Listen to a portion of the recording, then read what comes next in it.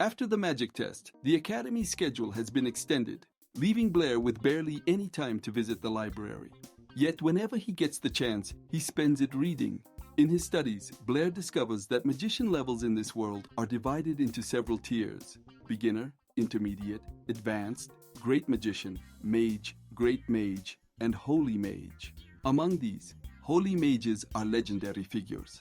However, these legendary mages have only been read about in ancient magical books. No one has ever actually seen one.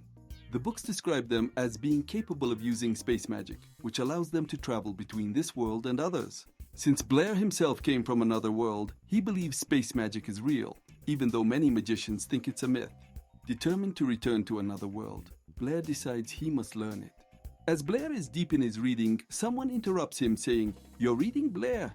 An administrator then asks him to get arranged the books. Hearing this, Blair leaves but first organizes the entire library. Blair feels exhausted and look at his face just like a slut's loosened but heads to class.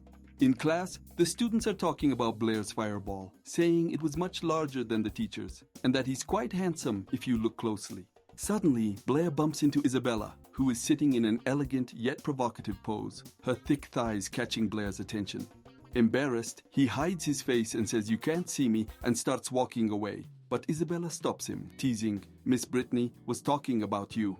Before Blair can respond, Isabella tags him as a pervert and summons a fireball. Just then, Miss Brittany intervenes, stopping Isabella and warning her that casting magic in class is prohibited. Isabella tries to explain herself, but Miss Brittany drags her and Blair into her cabin. Once inside, Blair formally apologizes to Isabella. Miss Brittany justifies Blair's behavior, saying, "He's careless but not characterless." After this, Isabella accepted apologies. Miss Brittany then brings up the magic test bet that Blair won earlier and asks him, "I want a baby from you in my belly, and what do you say?" Blair is unable to answer, so Brittany adds, "I won't force you to decide. Just take your time, Blair." To change the topic, Blair asks, "Is it necessary to summon magical elements using spells and gestures?" Isabella calls it a stupid question, saying, "Even a child knows magical elements cannot be summoned without both." But Brittany gives a more nuanced answer, explaining that if someone is familiar with the element, they might be able to chant faster. She adds, "The only ones who can use chantless magic are gods, and we fall under their domain, not in the same place as them." Hearing this, Blair reflects, "I'm not from this world, so the gods of this world can't control me." After thinking all this through, Blair says, "This is basic knowledge. If I memorize all the magical theories, I'll be fine." Brittany then assigns him a task related to some mathematical formulas that had been solved under her and Blair's names. She hands him the formulas for publishing, with only Blair's signature remaining. Instead of signing, Blair cheekily demands money for his contribution. Brittany, surprised but amused, hands Blair 50 silver coins, calling it a manufacturing bonus. Blair, like a child, places his hands in his pockets, saying, "Come on, money, come!" As the words slip out, he realizes he's unable to control himself and jokes about how half of this money technically belongs to Miss Brittany. Hearing this, Brittany, acting like a greedy girl, takes half of the money for herself and gives the rest to Blair. Shocked and simultaneously depressed, Blair is left speechless. Blair then asks Brittany, if one journal earns 50 silver coins, how many journals were published? And is 50 silver coins normal, or is it something special? Brittany admits she never paid attention to such details. Blair introduces her to the idea of ratio calculations and asks whether this formula could also be reparented. Brittany names this formula the mystery of Rouse and explains that a mathematician named Rouse once researched such problems. She recounts how Rouse calculated packs carried by 7 wives, each pack containing 7 cats and each cat having 7 kittens. She explains the solution involves adding all these variables using a unified formula, and with Blair's help, they figure out how to solve it. Both Brittany and Blair work tirelessly to finalize the formulas, while Isabella naps nearby. After some time, they complete the work, and Brittany, excited, says, "Your math knowledge is impressive, Blair." Isabella also praises him and asks Blair how you do it. Blair explains, "I study even in my sleep." Later, Isabella is wandering around the Coliseum when she spots Blair on the 3rd floor, where only 3rd grade students are allowed, and Blair is a 2nd grader. Suspicious, she wonders if he's there to peek at senior girl's underwear.